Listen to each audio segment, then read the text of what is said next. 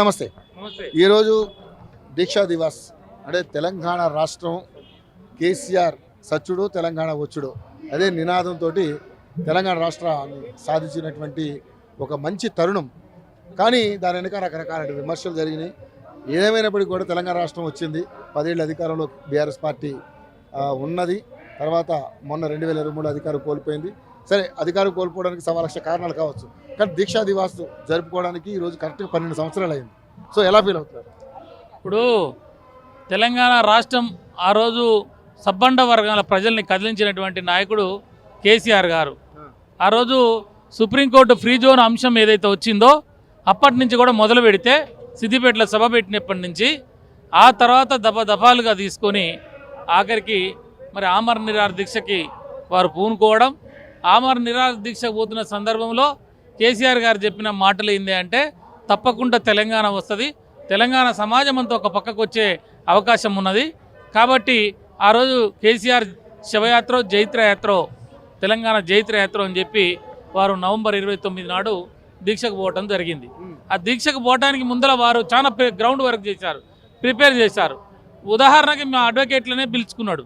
22, 23 తారీఖులో అడ్వకేట్లను పిలుచుకొని అడ్వకేట్లతో సమావేశమై వాళ్ళందరూ కూడా మీరందరూ కూడా నేను దీక్షకు పోతున్న సందర్భంలో మీరంతా కోట్లు వేసుకొని మీరు రోడ్డు మీదకి వచ్చేసి మన యొక్క తెలంగాణ వాదాన్ని అంటే తెలంగాణ ప్రజలలో ఉన్నటువంటి అంశం ఒక నల్లకోట వేసుకున్న న్యాయవాది రోడ్డు మీదకి వస్తే అది పబ్లిక్లో బాగా పోతుందని చెప్పేసి మమ్మల్ని అందరినీ కూడా మరి సంఘటితం చేసి ఆ రోజు మాకు చెప్పడం జరిగితే పెద్ద ఎత్తున మేము ఎల్బీ నగర్ కోర్టు నుంచి మరి వందలాది మంది న్యాయవాదులం కేసీఆర్ గారి దీక్షకు మద్దతుగా మన నల్లకోట్లు వేసుకొని ఆ రోజు జై తెలంగాణ అని చెప్పేసి దిక్కులు పెక్కటిల్లేలాగా ఉద్యమాలు స్టార్ట్ చేశాం. అదేవిధంగా రంగారెడ్డి జిల్లా కోర్టు కాడ కేసీఆర్ 29వ తారీఖు నాడు దీక్షకు పూనుకుంటే మేము కూడా వెంటనే టెంట్ వేసి అక్కడ జిల్లా కోర్టులో అది మినీ ఒక ఉస్మానియా యూనివర్సిటీగా ఆ కేంద్రంగా దాన్ని మలుచుకొని అన్ని జిల్లాల నుంచి కూడా వచ్చినటువంటి న్యాయవాదులు ఒక టెంట్ వేసుకొని ఆ టెంట్లో మేము కూడా నవంబర్ 29 నుంచి మరి డిసెంబర్ 9 కేసీఆర్ గారు తెలంగాణ అది కేంద్ర ప్రకటన చేసే వరకు కూడా దీక్షలు కొనసాగించాం. అంటే న్యాయవాదులు, విద్యార్థులు, ఉద్యోగస్తులు, ఆ తర్వాత మరి అన్ని కుల సంఘాలు, ప్రజా సంఘాలు, సబ్బండ వర్గాల ప్రజలు అందరు కూడా మరి ఆ రోజు ఉద్యమంలో మమేకం కావడానికి కేసీఆర్ గారు దీక్ష మరి ఆ దీక్షకు పోతున్నట్టు అలుగునూరు దగ్గర వారిని అరెస్ట్ చేయటం, అరెస్ట్ చేసిన వ్యక్తిని తీసిపోయి ఖమ్మం జైల్లో పెట్టడం, ఖమ్మం జైల్లో మరి గోళీలు నోట్లో వేసి మంచినీళ్ళు ఇచ్చి ఆ మంచినీళ్ళు తాగితే దానికి మరి రంగు నీళ్ళుగా ఆ రోజు మీడియాలో చూపించేసి కేసీఆర్ దీక్షను విరమించిందని చెప్పి ప్రచారం చేయటం. అట్లా ప్రచారమైన సందర్భంలో ఉస్మానియా యూనివర్సిటీలో విద్యార్థులు ఉవ్వెత్తున లేచి మరి గద్దరు వాళ్ళందరూ కూడా ఉద్యమానికి మద్దతుగా రావడం. అట్లా లేచిన మరి కేసీఆర్ని అరెస్ట్ చేస్తే ఈ తెలంగాణ ఉద్యమం వెనకపోతుందేమో, తెలంగాణ రాష్ట్రం రాదేమో అని చెప్పేసి మరి శ్రీకాంత్ అసలు ఉద్యమాన్ని విరమించడానికే కేసీఆర్ గారు నీళ్లు తాగారని చెప్పేసి మాట్లాడారు. కానీ ఉద్యమం అప్పటికే స్టూడెంట్స్ చేతుల్లోకి, ప్రజల చేతుల్లోకి వెళ్ళిపోయింది. ఎట్టి పరిస్థితుల్లో ఉద్యమం చేయాల్సిందే అంటూ తప్పనిసరి పరిస్థితుల్లో ఉద్యమం చేశారు తప్ప కేవలం తెలంగాణ కోసం కాదంటూ కూడా రకరకాల మాటలు మాట్లాడారు. లేదు, అది అబద్ధము. అయితే కేసీఆర్ గారిని తీసుకుపోయిన తర్వాత వారు అంటే ట్యాబ్లెట్లు వేసుకునేది ఉంటే ట్యాబ్లెట్లు వేసినప్పుడు నీళ్ళు ఇచ్చారు. నీళ్ళు ఇచ్చినప్పుడు ఏమైనా గ్లాస్ తోటి తాపించినప్పుడు ఈ మీడియాలో దాన్ని ఎడిటింగ్లో ఏం చేశారంటే దాన్ని జ్యూస్గా, అప్పుడే ఏఐ ఉందంటారా? ఏఐ లేకపోయినా కూడా అంత టెక్నాలజీ ఉంది. ఆ టెక్నాలజీ ఉంది. వాళ్ళు నిమ్మకాయ నీళ్ళు ప్రవర్తించి కేసీఆర్ దీక్ష విరమించిన దాన్ని ఇట్లా ఎక్స్పోజ్ చేశారు, అంటే డైవర్ట్ చేశారు. గోలీ వేసుకున్న అంశాన్ని దాన్ని ఏం చేశారంటే దీక్ష విరమించేట్టు చూపించారు పబ్లిక్లో. దాంతో ఏమైందో పీపుల్ విద్యార్థులు తిరుగుబాటుగా అంటే కేసీఆర్కి వ్యతిరేకంగా మేమే ఉద్యమం చేస్తామని చెప్పి అట్లా వచ్చారు. వచ్చిన సందర్భంలో మళ్ళా 2-3 రోజుల తర్వాత కేసీఆర్ పట్టు వదలకుండా ఈ దీక్షని కంటిన్యూ చేస్తున్నాడు.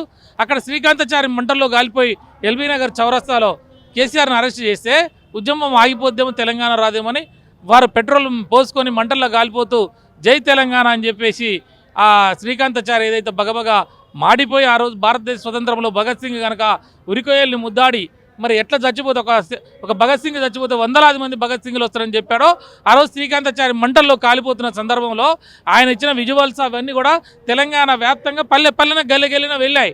ఒక డాక్టర్ చదువుకోవాల్సిన విద్యార్థి, డాక్టర్ కావాల్సిన వ్యక్తి ఆత్మార్పణం చేసిన అంశం సోనియా గాంధీ వరకు, అంటే ఢిల్లీ వరకు పోయింది, ఇటు గల్లీ వరకు పోయింది. అంటే ప్రజలందరూ కూడా పెద్ద ఎత్తున మరి శ్రీకాంతాచారి మరో భగత్ సింగ్ లాగా ఆయన మంటల్లో మాడిపోతూ తెలంగాణ ఉద్యమానికి ఒకసారి ఊపిరి పోసిండు. ఆ విధంగానే న్యాయవాదులు, విద్యార్థులు, ఉద్యోగస్తులు, సబ్బండ వర్గాలు కేసీఆర్కి మద్దతుగా రావటం, ఆ రోజు మరి 9 రోజులు బ్రహ్మాండంగా ఉద్యమం సాగిపోతే ఆఖరికి నవంబర్ 29 రోజున కేసీఆర్ గారి షుగర్ లెవెల్, బీపీ లెవెల్ అన్నీ పడిపోయినాయి. మరి నిమ్స్ హాస్పిటల్ వారు బులెటిన్ రిలీజ్ చేసిన సందర్భంలో 9:30కి కేసీఆర్ గారు ఏ సందర్భంలో అయినా కొమ్మలకు పోతే తిరిగి రావడానికి ఛాన్స్ లేదు. కాబట్టి ఇది అత్యంత ప్రమాదకరమైన అంశము. వీరిని దీక్ష నుంచి విరమింపజేయాలని చెప్పి డాక్టర్లు చెప్పడము, అక్కడ మరి కేసీఆర్ గారి ధర్మపత్ని అయినటువంటి శోభమ్మ గారు కానీ, కేటీఆర్ గారు కానీ, మరి కవిత గారు కానీ, హరీష్ రావు గారు కానీ, స్వామి గౌడు, సీను గౌడు, మరి వీళ్ళందరూ కూడా చాలా వరకు ప్రయత్నం చేశారు.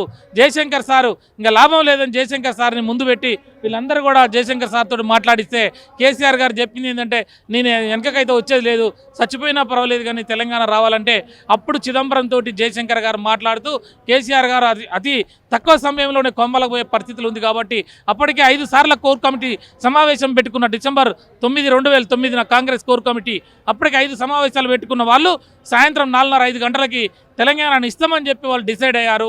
అయిన తర్వాత దీన్ని ప్రకటన ఎట్లా ఇవ్వాలి, ఏం చేయాలని చెప్పేసి వాళ్ళంతా తర్జన పడుతున్న సందర్భంలో చిదంబరం గారు నేరుగా జయశంకర్ సార్కి లైన్లోకి వచ్చి, సార్ ఇది ఎట్లా ప్రకటన చేయాలి, ఈ ప్రజలందరూ కూడా శాంతింపజేయాలి, కేసీఆర్ దీక్ష విరమించాలి, కేసీఆర్ చచ్చిపోద్దంటే ఎట్లా అంటే, అప్పుడు జయశంకర్ సారు ఆ ప్రకటన రాసి ది ప్రాసెస్ ఈ తెలంగాణ విల్ బి ఇనిషియేట్ అని చెప్పేసి సపరేట్ స్టేట్ కొరకు మేము ప్రయత్నం చేస్తున్నాము, ప్రభుత్వం నిర్ణయం తీసుకుందని చెప్పి వారు చిదంబరం గారు చెప్పటము, మరి కేసులన్నీ కూడా ఎత్తివేస్తామని చెప్పి వారు పార్లమెంట్లో ప్రకటించడం ద్వారా ఆ రోజు తెలంగాణ ప్రకటన రావడం, అందరి ప్రజలలో ఇది ఎప్పటికైనా తెలంగాణ రాష్ట్రం వస్తుందనే ఒక నమ్మకం ఏర్పడ్డది. ఆ తర్వాత సీమాంధ్రులు దురదృష్టవశాత్తు మళ్ళీ దాన్ని అడ్డుకునే విధంగా మరి వాళ్ళు జేఏసీ ఏర్పడి రాజీనామాల పర్వం, వాళ్ళ జేఏసీ, మా జేఏసీ, మళ్ళీ అక్కడ జనం కొంత ఆగం కావటం, ఇక్కడ జనం చచ్చిపోవడం, వెరసి 1200 మంది చనిపోయారు. అయినా కూడా ఆ తెలంగాణ రాష్ట్ర ఏర్పాటుకి కేసీఆర్ యొక్క అంకుటిత దీక్ష, సంకల్పం, దృఢ నిశ్చయం, అవన్నీ కూడా దీక్ష దివాస్ పేరుతోటి మనం ఈరోజు ప్రతి సంవత్సరం కూడా జరుపుకుంటున్నాం. ఈ సంవత్సరం కూడా దీక్షా దివాసులు జరుపుకున్నారు, కానీ కేసీఆర్ గారు ఎక్కడ కనపట్లేదు. ఏంటి కారణం ఏంటి? ఇప్పుడు నేనేమంటున్నా అంటే, అవసరం వచ్చిన సందర్భంలో వస్తాడు కేసీఆర్ ప్రతి సందర్భంలో ఉండాలని లేదు. ఎందుకు రాకూడదు? నేనేమంటున్నా, రాష్ట్రం కోసం ప్రాణాలను అర్పించాలనుకున్నటువంటి వ్యక్తి ఈ రోజు ఏ కార్యక్రమం జరిగినా రాకూడదని కారణం ఏంటి? ప్రజల మీద కోపం, ఆయనకి ఓడించారని. నేనేమంటున్నంటే, ఇవాళ మా నాయకత్వం, ఇవాళ మేము ఒక ప్రతిపక్ష పార్టీగా సమర్థవంతమైన నాయకులు మాకు కేటీఆర్ గారు ఉన్నారు, హరీష్ రావు గారు ఉన్నారు, మిగతా నాయకులందరూ కూడా బ్రహ్మాండంగా మేము మాట్లాడుతూ ఉన్నాం, ఫైట్ చేస్తూ ఉన్నాం. మా పోరాటానికే కాంగ్రెస్ పార్టీ తల కిందికి కాలు పైకి అయిపోతుంది, వాళ్ళు మొత్తం కూడా పరేషాన్ అయిపోతారు, మాకే ఆన్సర్ చేయట్లే. ఇంకా కేసీఆర్ వస్తే ఏం తట్టుకుంటారు తమ్మి?